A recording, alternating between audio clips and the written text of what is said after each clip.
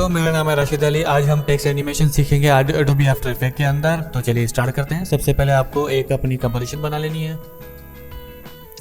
और यहाँ पर मैं इसका फिर नाम रख लूँगा और उसके बाद आपने इसका टाइम ड्यूरेशन और इसके फ्रेम रेट वगैरह भी आपने इसके सही से रख लेने हैं, ठीक है।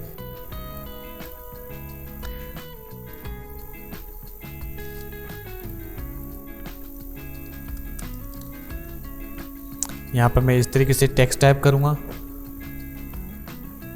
और इसको सेंटर करने के लिए मैंने आपको पहले से शॉर्टकट बताया हुआ है। आपने अल्ट कंट्रोल होम, ये सेंटर पॉइंट सेंटर करने के लिए होता है, और कंट्रोल होम ये आपको टेक्स्ट यहाँ पर कोई भी ऑब्जेक्ट हो, यहाँ पे कोई लेयर हो, उसको सेंटर करने के लिए हम यूज़ करते हैं, ठीक है।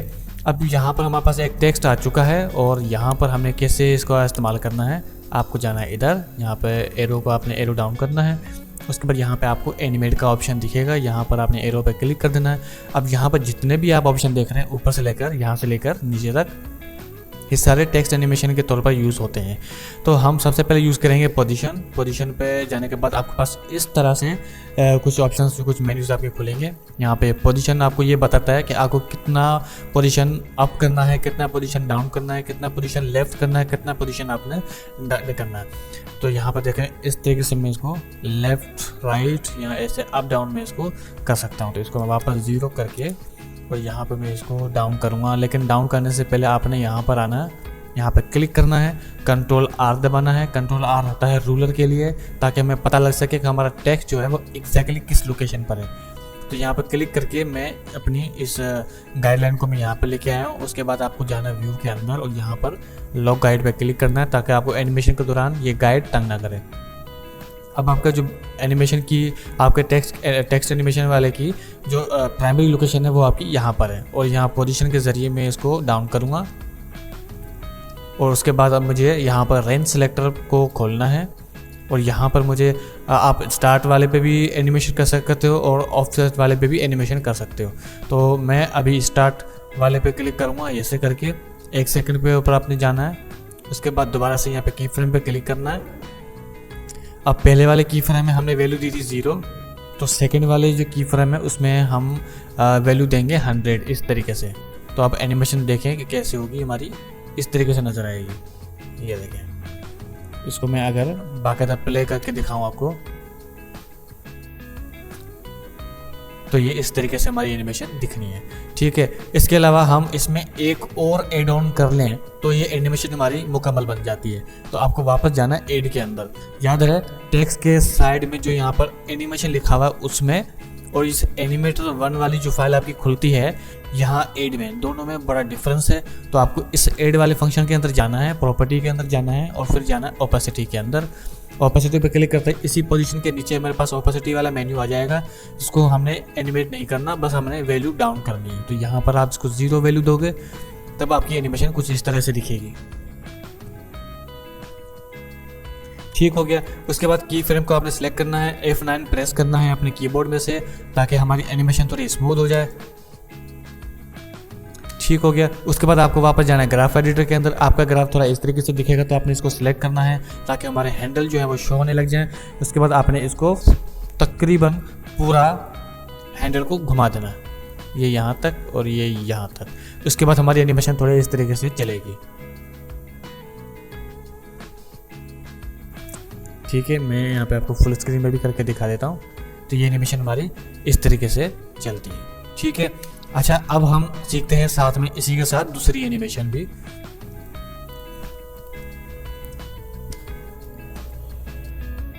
अब ये दूसरी एनिमेशन हमने सीखने के लिए क्या करना है, आपको इधर जाना है, टेक्स्ट वाला खोलना है और हमारी जो पहले वाली एनिमेशन थी एनिमेटर 1 की फाइल, उसको आपने डिलीट कर देना है। और उसके बाद दोबारा से जाना है एनिमेट के अंदर। अब की बार हम स्केल वाला यूज़ करेंगे, और जब मैं स्केल को डाउन करूँगा तो ये मेरा इस तरीके से डाउन होगा, ठीक है। तो इसको मैं बिल्कुल 0 कर दूँगा और रेंज सेलेक्टर को मैं खोल दूँगा और बिल्कुल 0 वैल्यू पे लेके आके मैं यहाँ पे स्टार्ट और उसके बाद 1 सेकेंड वाले पे आके मैं यहाँ पे स्टॉप एनिमेशन यहाँ पे सेट कर दूँगा और यहाँ पे इसकी वैल्यू दे दूँगा 100। तो आप देख सकते हैं इसकी एनिमेशन थोड़ा इस तरीके से दिखेगी, ठीक हो गया। उसके बाद दोबारा से यहाँ पर आप ऐड के अंदर जाओगे, प्रॉपर्टी के अंदर जाओगे और ओपेसिटी आपने सेलेक्ट करनी है और यहाँ पर वैल्यू आपने 0 दे देनी है।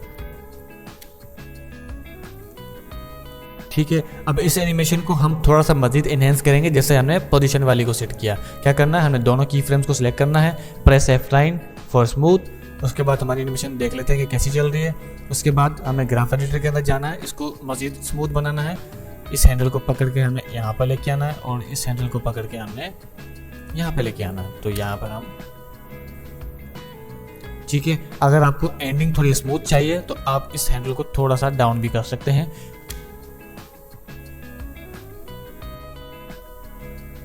ठीक हो गया।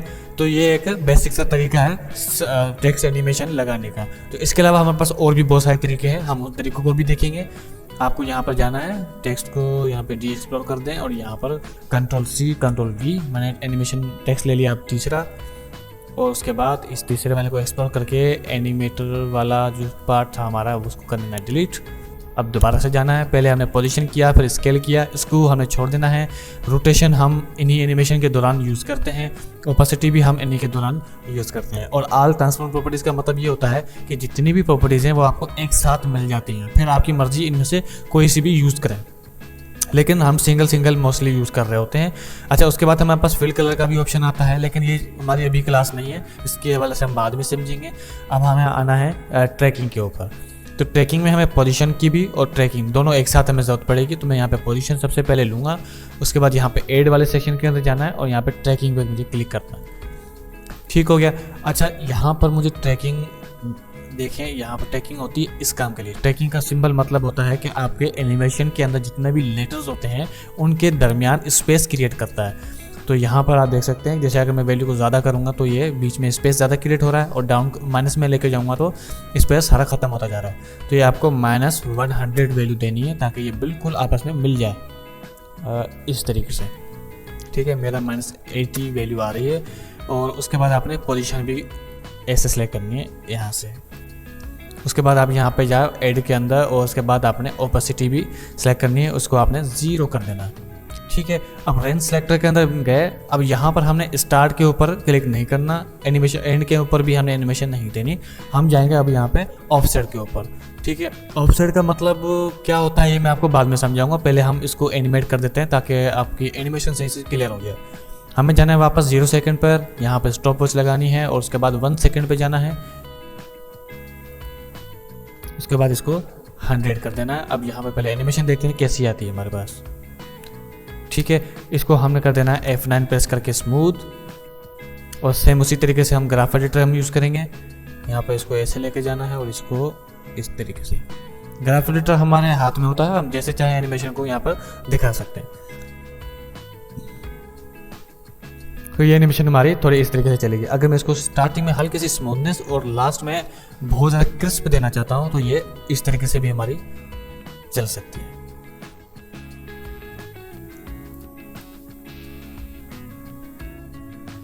ठीक हो गया।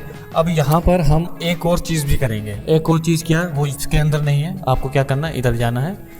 अब ये ऑप्शन आपको दिख रहा होगा जिसपे आपको नीचे एक कैप्शन आ रहा है, enable motion blur for all layers with the motion blur switch set. जब आप इसके ऊपर क्लिक करते हो तो ये स्विच सेट आपको यहाँ पर भी अवेलेबल मिलेगा। तो आप जहाँ पर भी क्लिक करते हैं, जैसे कि मैंने इस पे ऊपर क्लिक किया तो ये मोशन ब्लर जो है वो इस एनिमेशन पे अप्लाई हो जाएगा। अब इसका फ़र्क आप देख सकते हैं कि यहाँ पर जो ए आ रहा है वो कितना प्लेन है इस वक्त, लेकिन जब मैं मोशन ब्लर पे क्लिक करता हूँ तो मेरे पास ये हल्का सा मोशन ब्लर वाला इफेक्ट मुझे दे रहा है। ठीक है, ये हम नॉर्मली एनिमेशन के अंदर देते हैं, लेकिन लाजमी देना होता है। मतलब अगर ना भी दें तो भी कोई ऐसा मसला नहीं है, पर जब हम मोशन ब्लर देते हैं तो ये लुक बड़ी अच्छी देता है। और ज़्यादातर सिनेमैटिक में जितनी भी टेक्स्ट एनिमेशन होती है उसके अंदर मोशन ब्लर यूज़ होता ही होता है। तो आप देख सकते हैं कि ये एनिमेशन मेरी इस तरीके से चलेगी। उसके बाद अगर मैं नीचे वाली पे भी सेम इसी तरीके से मोशन ब्लर दूँ, ठीक है, और सेम इसी तरीके से मैं नीचे वाले भी अगर मोशन ब्लर दूँ तो वो मेरा इस तरीके से दिखेगा। अब यहाँ पर मैं आपको स्लो स्पीड में दिखाऊं तो ये मोशन ब्लर इस तरीके से काम करता है। आप देख सकते हैं एन किस तरीके से आ रहा है, आई किस तरीके से आ रहा है, एम किस तरीके से आ रहा है। और उसके बाद ए किस तरीके से आ रहा है और यहाँ पे टी देखें किस तरीके से आ रहा है। अगर मैं मोशन पर हटा देता हूँ तब आप देखें कि ये किस तरीके से टेक्स्ट आएंगे। ये देखें बिल्कुल प्लेन तरीके से आ रहे हैं, जो कि ये बिल्कुल ऑथेंटिक नहीं लगता। काफ़ी दफ़ा हम एनिमेशन को जब स्लो करते हैं तब ये बिल्कुल भी मज़ा नहीं देता, तब आपको स्लो ये मोशन ब्लर देना लाजमी होता है। इससे क्या होता है कि वाकई में लगता है कि टेक्स्ट की एनिमेशन वाकई में एक प्रॉपर तरीके से हुई है। अब यहाँ पर आप देख सकते हैं कि ये इस तरीके से आ रहा है, ठीक है। तो ये बिल्कुल एक परफेक्ट एनिमेशन हमारी बन रही है। इसके अलावा एक और एनिमेशन भी हम करेंगे इसके अंदर, कि हमारे पास एक और ऑप्शन होता है Ctrl+C Ctrl+V करके मैं एक एनिमेशन 4 की फाइल बना रहा हूँ। उसके बाद टेक्स्ट को खोलना है और एनिमेशन 1 वाली फाइल आपने डिलीट कर देनी है, यहाँ पर वापस जाना है और अब हम यूज़ करेंगे ब्लर के ऊपर आपने जाना है और उसके बाद यहाँ पर आपने इस ब्लर की वैल्यू रखनी है ये।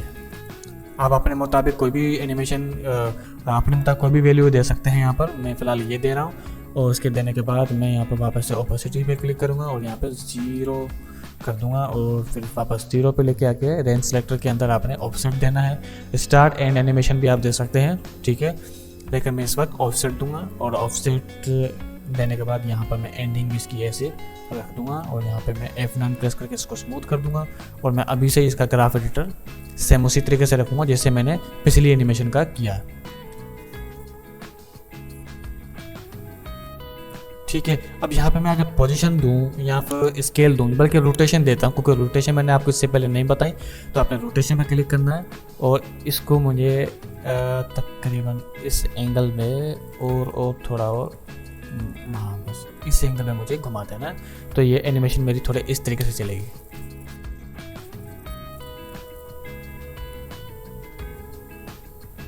ठीक है। अब ये रोटेशन अगर बहुत ज़्यादा हो गई है तो अब अपने हिसाब से भी सेट कर सकते हैं। मैं इससे पर 90 की वैल्यू लगाता हूँ तो ये एनिमेशन थोड़ा इस तरीके से आएगी, और अगर मैं -90 की करता हूँ तो फिर मेरा एंगल चेंज हो जाएगा इसमें। देखिए अब क्या कमाल का लग रहा है, ठीक है। अब इसके अंदर हम थोड़ी सी मज़ीद चेंजिंग करते हैं जिससे ये एनिमेशन जो है वो हमारी बहुत ज़्यादा इंटरेस्टिंग हो जाएगी। आपको यहाँ पर जाना है इफेक्ट और प्रीसेट के अंदर। अगर आपके पास यहाँ पर नहीं दिख रहा तब आपको विंडोज़ के अंदर जाना है और यहाँ पर आपको इस जगह पर मिल जाएगा, कहाँ गया ये रहा इफेक्ट प्रीसेट। आपका यहाँ पे Ctrl+5 का शॉर्टकट है इसका। आप जब इसके ऊपर क्लिक करेंगे तो यहाँ पर ऐसे ओपन हो जाएगा। आपको यहाँ पर जाना है और यहाँ पर लिखना है ग्रेडियंट।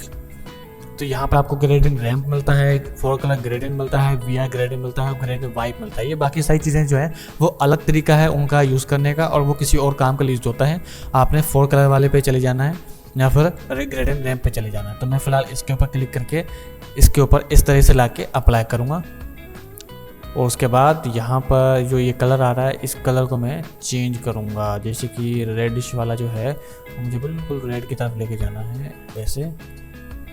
उसके बाद जो ब्लू वाला सेक्शन आ रहा है वो मुझे थोड़ा सा अलग तरीके का करना है, जैसे कि ऐसे। तो अब देखिए ये मेरा कलर भी आएगा तो मुझे और भी ज़्यादा बेहतर लगेगा।